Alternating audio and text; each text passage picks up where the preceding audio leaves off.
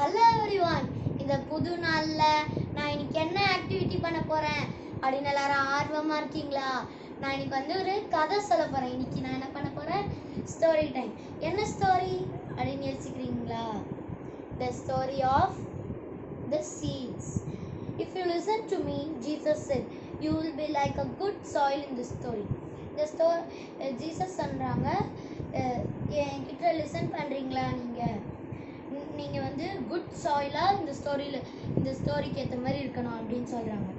Next, a farmer sowed his seeds. Some seeds fell down path. The birds gobbled them up. பாத்து நடந்து போற வழியில கொஞ்சம் சீட்ஸ்லாம் போட்டாங்க. அது என்ன இருக்கும் அப்படின்னு இந்த பிக்சர்ஸ்ல உங்களுக்கு புரியும். அது என்னாச்சு?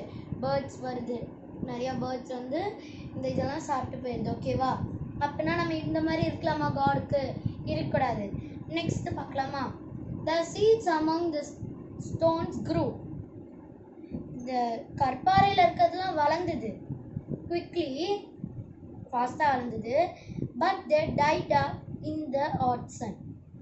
அந்த கல்பாறையில் அந்த ரொம்ப சூடு இருக்கனால அது இறந்துச்சு டப்புன்னு. ஓகேவா?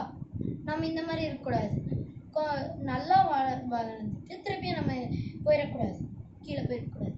Next, other seed grew well until the weeds got in their way.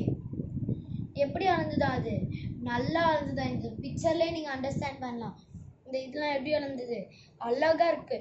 நம்ம இந்த மாதிரி காடுக்கு இருக்கணும். The seeds on the good soil grew into tall, healthy plants. ஓகேவா? நம்ம காடுக்கு அப்புறம் எப்படி இருக்கணும்? காடுக்கு ஆஃபரிங் கொடுக்கணும், நல்லா ஃபெய்த்தாக இருக்கணும், ஷேர் பண்ணுறது, காஸ்பல் ப்ரீச் பண்ணுறது, எல்லாத்துலேயுமே நம்ம ஃபஸ்ட்டாக இருந்தால் எப்படி இருப்போம்? இந்த கடைசி அதர் சீட் க்ரோ வெல், நம்மளும் அந்த மாதிரி க்ரோ வெல்லாக இருக்கணும். இந்த மாதிரி ஓகேவா?